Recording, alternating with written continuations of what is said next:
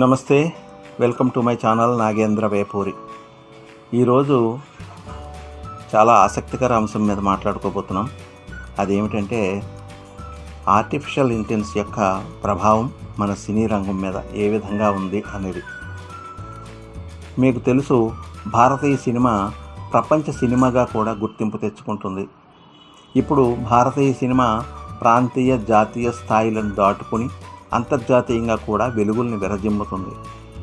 ఒకప్పుడు లక్షల్లో నిర్మించబడే సినిమాల స్థానంలో ఇప్పుడు 100 కోట్లను దాటి హై బడ్జెట్ కేటాయింపులతో అనేక ప్రపంచ భాషల్లోకి డబ్ చేయబడుతూ ప్రపంచవ్యాప్తంగా గల సినీ ప్రేక్షకులను ఆకట్టుకుంటున్నాయి ఇండియన్ సినిమాలు. ప్రస్తుతం సాంప్రదాయ సినీ నిర్మాణ పద్ధతులను దాటుకొని అభివృద్ధి చెందుతున్న సాంకేతిక పరిజ్ఞానాన్ని ఒడిసి పట్టుకొని అంతర్జాతీయ స్థాయి సినిమాలను తీయడంతో నిమగ్నమైంది మన భారతీయ సినీ పరిశ్రమ. ఈ నేపథ్యంలో సినీ దర్శక నిర్మాతలకు ఆర్టిఫిషియల్ ఇంటెలిజెన్స్ అంటే ఏఐ రూపంలో అందుబాటులోకి వచ్చిన టెక్నాలజీతో సినీ నిర్మాణ ప్రక్రియ ఊపందుకుంది. ఈ ఆర్టిఫిషియల్ ఇంటెలిజెన్స్ అనేది ప్రేక్షకుల నాడిని పట్టేస్తుంది, బ్లాక్ బస్టర్ కథలు అందిస్తుంది, స్క్రీన్ ప్లేను రూపొందిస్తుంది, ఆయా పాత్రలకు అతికినట్టు సరిపోయే తారల చిట్టా విడుదల చేస్తుంది, గ్రాఫిక్స్ని వండి వారుస్తుంది, సంగీతాన్ని జోడిస్తుంది, ఎడిటింగ్లో సాయపడుతుంది, పోస్టర్లను డిజైన్ చేస్తుంది, పబ్లిసిటీని ప్లాన్ చేస్తుంది, సినిమా విడుదల వరకు దర్శక నిర్మాతలకు అన్నీ తానై అండగా నిలుస్తుంది ఈ ఆర్టిఫిషియల్ ఇంటెలిజెన్స్. యంత్రానికి వేగం ఎక్కువ, ఖచ్చితత్వం కూడా ఎక్కువే. కానీ మనిషి సృజనకారుడు. మనిషిలోని సుగుణాల్ని యంత్రానికి ఆపాదిస్తే, పరిమితంగా అయినా సరే తెలివితేటలు జోడిస్తే ఆర్టిఫిషియల్ ఇంటెలిజెన్స్ ఆలోచన అలా వచ్చిందే. తనకు ఎదురైన అనుభవాలు, తనకున్న జ్ఞాపకాల ఆధారంగా మనిషి నిర్ణయాలు తీసుకుంటాడు. కానీ యంత్రానికి అనుభవాలు, జ్ఞాపకాలు ఉండవు. డేటాయే సర్వస్వం. ఎంత డేటా ఇవ్వగలిగితే అంత ఖచ్చితత్వం సాధ్యం అవుతుంది. అందులోనూ డీప్ లెర్నింగ్ టెక్నాలజీతో యంత్రాల విశ్లేషణ సామర్థ్యం బాగా పెరిగిపోయింది. న్యాచురల్ లాంగ్వేజ్ ప్రాసెసింగ్, ఏ భాషనైనా చదివి అర్థం చేసుకునే శక్తిని, ఏ గొంతుకునైనా విని విషయాన్ని ఆకళింపు చేసుకోగలిగే నైపుణ్యాన్ని ప్రసాదించింది. కంప్యూటర్ విజన్ చూపును ఇచ్చేసింది. అలా 2 ఫోటోల మధ్య వ్యత్యాసాన్ని, 2 మనుషుల మధ్య తేడాను కనిపెట్టడం వచ్చేసింది. అది రెప్పపాటు సమయంలో తూకమేసినంత పక్కగా. ఈ ప్రత్యేకతల్ని సినిమా పరిశ్రమ అందిపుచ్చుకుంది. ఓ అడుగు ముందుకేసి ఏఐకి సాయంగా కొత్త టూల్స్ని తయారు చేసుకుంది. ఇంకేముంది, వెండి తెరకు బంగారు గని దొరికింది. సాంకేతికత చేయలేని అద్భుతమంటూ ఉంటుందా? 1000 కథలు అప్లోడ్ చేస్తే వాటిని శుభ్రంగా రుబ్బేసి ఓ కొత్త కథను అల్లుతుంది. 10,000 స్క్రీన్ ప్లేలు ముందు పెడితే ఆ కిటుకులు ఏమిటో పట్టేసుకుని 10,001వ స్క్రీన్ ప్లేని రాసేస్తుంది. 1,00,000 ట్యూన్లు అందిస్తే అక్కడో మొక్క ఇక్కడో మొక్క కత్తిరించుకొని కొత్త బాణీని సిద్ధం చేస్తుంది. గుట్టల కొద్దీ వీడియోల్లోంచి మనకు పనికొచ్చే లొకేషన్లను వెతికి పెడుతుంది. హాలీవుడ్ ఇప్పటికే ఏఐతో కథలు అల్లిస్తుంది, స్క్రిప్టులు రాయిస్తుంది. భారతీయ సినిమా కూడా ఆ వైపుగా అడుగులు వేస్తుంది. ఫిల్మ్ ఇండస్ట్రీని ఐడియాల కొరత వేధిస్తుంది. కొత్త లైన్లు దొరికి చావడం లేదు. పాత కథలకు మేకోవర్ చేస్తేనేమో ప్రేక్షకుడు ఒప్పుకోడు. పాత చింతకాయ పచ్చడని తిప్పికొడతాడు. థియేటర్ వరకు రానేరాడు. ఓటీటీలో వేసినా చూడడు. దీంతో కథా కథనాల్లో తాజాదనం తప్పనిసరి అవుతుంది. అందుకే నిర్మాణ సంస్థలు సృజనాత్మకత సాయం కోసం కృత్రిమ మేధను ఆశ్రయిస్తున్నాయి. ఏఐ ఎవరిని నిరుత్సాహపరచడం లేదు. ఏం అడిగినా ఇచ్చేస్తుంది. కాకపోతే ఆ ముడిసరుకును కొన్నిసార్లు యథాతథంగా వాడుకోలేం. మనిషి చేయి పడాల్సిందే. ఉద్వేగం చొప్పించి, ఉత్కంఠ జోడించి, కమర్షియల్ ఎలిమెంట్స్ రంగరించి పక్కా ఫార్ములా కథగా తీర్చిదిద్దుకోవాల్సిందే. అయినా ఆ స్టోరీ లైన్ బలహీనంగా అనిపిస్తే ఎక్స్పర్ట్ ఒపీనియన్ కోసం మరొక్కసారి ఏఐనే ఆశ్రయించవచ్చు. జీపీటీ అంటే generative pre trained transformer, story fit లాంటి టూల్స్ వేలాది సినిమాలతో పోలుస్తూ తమ ముందు పెట్టిన కథను లోతుగా విశ్లేషిస్తాయి. లోపాలుంటే చెబుతాయి, మార్పులు అవసరమైతే సూచిస్తాయి. అదనంగా ఇంకెంత ఉద్వేగం జోడించాలి, ఏ మేరకు రొమాన్స్ జొప్పించాలి అనే కోణంలో సలహాలు ఇస్తాయి.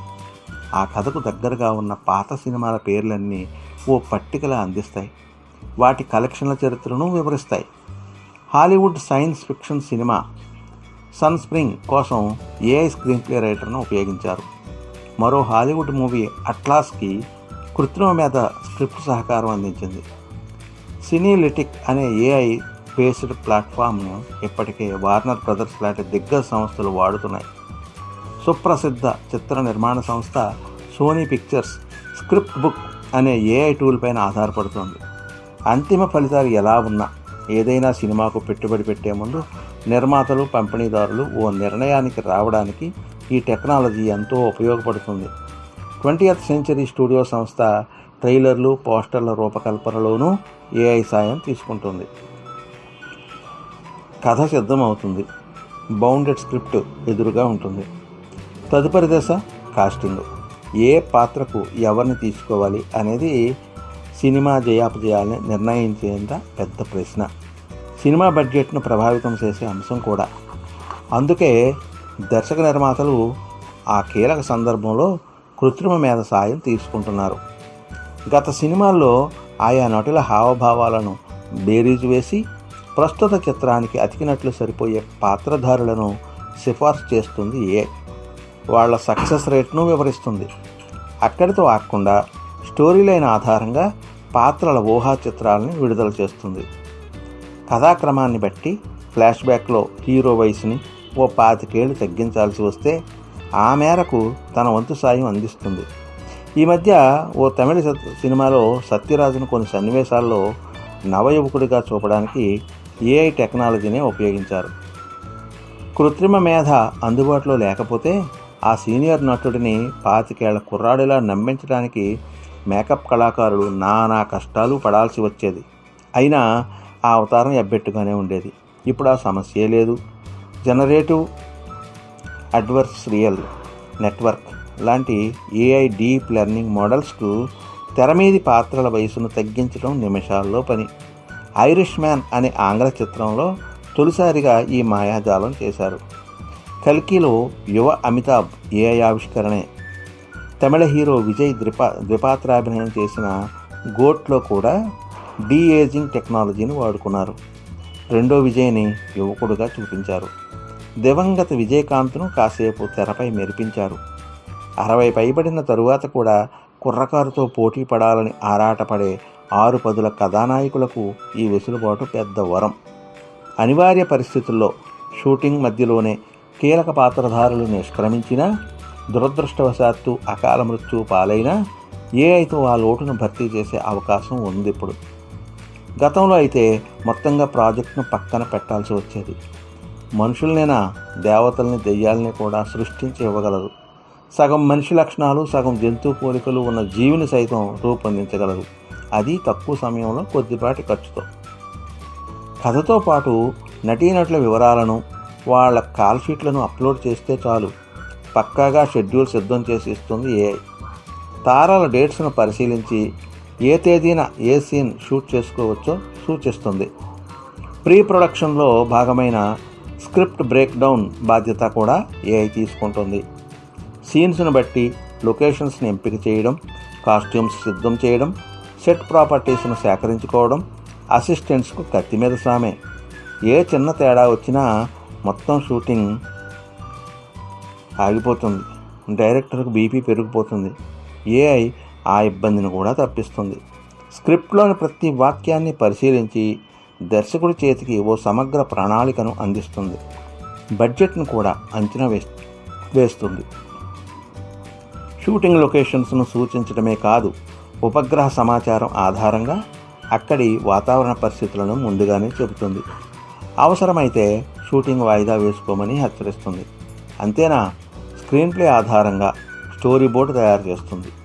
ప్రతి ఫ్రేమ్ను రేఖాచిత్రాల్లో చూపుతుంది. ప్రస్తుతం ఇండస్ట్రీలో ఒకరిద్దరు దర్శకులే సొంతంగా స్టోరీ బోర్డు గీసుకుంటున్నారు. మిగిలిన వాళ్ళు ఆర్టిస్టుల సాయం తీసుకుంటున్నారు.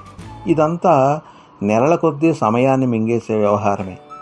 ఏఐ ఓ అడుగు ముందుకేసి 3D ఫార్మాట్లో ప్రీ విజువలైజేషన్ సౌకర్యం కల్పిస్తుంది. దీనివల్ల షూట్ చేయబోయే దృశ్యాన్ని దర్శకుడు ముందుగానే వర్చువల్గా చూసుకోవచ్చు.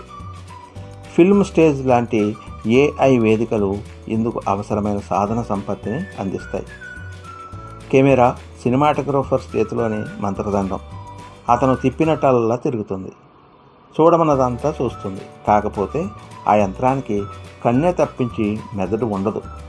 ఆర్టిఫిషియల్ ఇంటెలిజెన్స్ కెమెరాకు కొద్దిపాటి ఆలోచనను కూడా జోడిస్తుంది. దీంతో దర్శకుడు ప్రోగ్రామ్ చేసిన కోణంలోనే యథాతథంగా షూట్ చేస్తుంది. ఆ యాంగిల్లో సంతృప్తికరంగా రాదనిపిస్తే ఆ మాటను నిర్మోహమాటంగా సినిమాటోగ్రాఫర్కు చెప్పేస్తుంది. వాతావరణ పరిస్థితులకు అనుగుణంగా కెమెరా సెట్టింగ్స్ను మార్చేస్తుంది. బొమ్మ నాణ్యత దెబ్బ తినకుండా జాగ్రత్త పడుతుంది. దర్శకుడు గ్రాఫిక్ వర్క్ కోసం నెలల తరబడి ఎదురు చూడాల్సిన బాధను తప్పిస్తుంది ఏఐ. తీరా గ్రాఫిక్స్ పని పూర్తయ్యాక నాసిరకంగా అనిపిస్తే వ్యవహారం మళ్ళీ మొదటికి వస్తుంది. దీనివల్ల డబ్బు, శ్రమ రెండూ వృధా. ఇక్కడ ఇబ్బంది లేదు. కెమెరాకు స్పెషల్ ఎఫెక్ట్స్ పరికరాన్ని జోడిస్తే దర్శకుడు అప్పటికప్పుడు ఫలితాలను చూసుకోవచ్చు. నచ్చితేనే ముందుకెళ్ళొచ్చు. అన్రియల్ ఇంజిన్ 5 అనే సాంకేతికత ఆ ప్రయత్నంలో సహకరిస్తుంది. స్టూడియోలోని పాత గోడకు కట్టిన తాడును పట్టుకుని హీరో పైకి ఎగబాకుతుంటే ఏ హిమాలయ పర్వతాన్ని అధిరోహిస్తున్న దృశ్యాన్ని నేరుగా రికార్డ్ చేసుకోవచ్చు. ఏదైనా ఫోటో, పెయింటింగ్ అప్లోడ్ చేసి అచ్చంగా అలాంటి సెట్టింగే కావాలి అని అడిగినా కాదందు. ఏఐ ఆధారిత ఎఫెక్ట్స్ సినిమా బడ్జెట్ను సగానికి సగం తగ్గిస్తాయి. డిస్నీ వాళ్ళ ఫేస్ డైరెక్టర్ టెక్నాలజీ సాయంతో దర్శకుడు నటీనటుల హావభావాల్ని కృత్రిమంగా సృష్టించుకోవచ్చు. దీనివల్ల టేకుల బాధ తప్పుతుంది. షెడ్యూల్ ప్రకారం షూటింగ్ పూర్తవుతుంది. కృత్రిమ మేధ మ్యూజిక్ డైరెక్టర్ అవతారం కూడా ఎత్తుతుంది. ట్యూన్లు ఇవ్వకముందు దర్శకుడిని, ఇచ్చాక ప్రేక్షకుడిని ఏడిపించే స్వరమాంత్రికులతో పోల్చలేం. కానీ సందర్భానికి తగినట్లు ఓ మోస్తరు సంగీతాన్ని అందిస్తుంది. ఆ పనితనానికి మనిషి సృజన తోడైతే అన్నీ అద్భుతాలే. సంగీత దర్శకుడు Keeravani love me if you dare చిత్రంలో ఓ పాట కోసం ఏఐ నైపుణ్యాన్ని ఉపయోగించుకున్నారు. నాని హీరోగా వచ్చిన హాయ్ నాన్నలోనూ ఓ పాటకు కృత్రిమ మెరుగులు అద్దారు. ఆర్జీవి కూడా ఏఐ సంగీతంతో ప్రయోగాలు చేస్తున్నారు. కలర్ ల్యాబ్, ఏఐ లాంటి ప్రోగ్రామ్స్ సినిమాకు రంగులు అద్దడంలోనూ సాయపడతాయి. ఏఐకి కత్తెర కళ కూడా బాగా తెలుసు. పాత్రల ఉద్వేగాల్ని, ప్రేక్షకుల అభిరుచుల్ని దృష్టిలో ఉంచుకుని ఒడుపుగా ఎడిటింగ్ చేస్తుంది. డబ్బింగ్ విషయంలోనూ అనేక ప్రయోగాలు జరుగుతున్నాయి. రజనీకాంత్ చిత్రం వేట్టయన్ తమిళ వెర్షన్లో మొదట అమితాబ్ పాత్రకు ఇంకెవరితోనూ డబ్బింగ్ చెప్పించారు. ఆ ప్రయోగం బెడిసి కొట్టడంతో ఏఐ సాయం తీసుకున్నారు. బచ్చన్ సాబ్ ఆర్టిఫిషియల్ వాయిస్తో తమిళం మాట్లాడించారు. సూర్య చిత్రం కంగువను అనేక భాషల్లో విడుదల చేశారు. ఒక్క తమిళంలోనే సూర్య డబ్బింగ్ చెప్పారు. మిగిలిన భాషల్లో కృత్రిమ మేధ సాయంతో సూర్య గొంతుకను సృష్టించారు. ఇదే పద్ధతిలో ఓ బెంగాలీ సినిమాలో సత్యజిత్ రే స్వరానికి కృత్రిమంగా జీవం పోశారు. ఏఆర్ రెహమాన్ లాల్ సలాం చిత్రంలో ఓ మ్యూజిక్ ట్రాక్ కోసం దివంగత గాయకుల గళాలకు పునర్జన్మ ప్రసాదించారు. కొందరు నిర్మాతలు సినిమా విడుదల తేదీని నిర్ణయించడంలోనూ ఏఐ సాయం తీసుకుంటున్నారు. గతంలో ఆ సీజన్లో విడుదలైన చిత్రాల జయాపజయాలను విశ్లేషించి మరీ తన అభిప్రాయం చెబుతుంది ఏఐ టెక్నాలజీ. సినిమా విడుదల తర్వాత కూడా ఆ బాధ్యత కొనసాగుతుంది. సంభాషణలకు, సన్నివేశాలకు, నేపథ్య సంగీతానికే థియేటర్లో ప్రేక్షకుల స్పందనల్ని ఏఐ రికార్డు చేస్తుంది. జనం నాడి పట్టేసుకుంటుంది. తదుపరి చిత్రానికి పనిచేస్తున్నప్పుడు ఆ డేటాను పరిగణనలోకి తీసుకుంటుంది. మసాలా అవసరమైన చోట టన్నుల కొద్దీ గుప్పిస్తుంది. కరుణ రసం కురిపించాల్సిన చోట కన్నీటి బిందెల్ని బోలిస్తుంది. ఎక్కడ కామెడీ ఇరికించాలో, ఎక్కడ బీభత్స భయానకాలతో జనాన్ని హడలెత్తించాలో ఏఐకి బాగానే తెలిసిపోతుంది. అలా అని ఏఐతో ఇబ్బందులే లేవని కాదు. కొన్నిసార్లు మేధోపరమైన సమస్యలు ఎదురు కావచ్చు. చట్టపరమైన తలనొప్పులు వచ్చినప్పుడు ఎవరిని బాధ్యులను చేయాలనేది జవాబు లేని ప్రశ్న. ఇప్పటికే హాలీవుడ్ రచయితలు కృత్రిమ మేధ మీద గుర్రుగా ఉన్నారు. ఏఐ టెక్నాలజీతో తీసిన సినిమా విడుదలను అడ్డుకున్నారు. నెలల తరబడి సమ్మె చేశారు కూడా. ఏదో ఒకరోజు ఆ పరిస్థితి మన పరిశ్రమకు రావచ్చు. అయినా ఏ పెను మార్పు ఒంటరిగా రాదు. వస్తూ వస్తూ తన వెంట వివాదాలను మోసుకొస్తుంది. కొంతకాలానికి గొడవలు సద్దుమణుకుతాయి. మార్పు స్థిరపడిపోతుంది. కృత్రిమ మేధకు కూడా ఈ సూత్రమే వర్తిస్తుంది. ఇక ఏఐ ఎఫెక్ట్ ఇతర మాధ్యమాలపైన ఎలా ఉందంటే, కృత్రిమ మేధ ఒక్క సినిమానే కాదు, మొత్తంగా వినోద రంగాన్ని ప్రభావితం చేస్తుంది. ఓటీటీ వేదిక నెట్ఫ్లిక్స్ తన చందాదారుల అభిరుచుల్ని అర్థం చేసుకోవడానికి ఇప్పటికే ఏఐ టూల్స్ను వాడుతుంది. కొత్త సినిమాలు, వెబ్ సిరీస్ల ఎంపికలో కూడా ఏఐ సాయం తీసుకుంటుంది.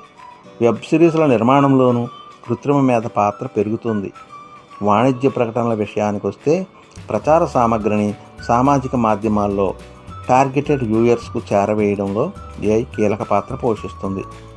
యాడ్ కంటెంట్ విషయంలోనూ కృత్రిమ మేధ భాగస్వామ్యం పెరుగుతుంది. ఏఐ సాంకేతికత టీవీ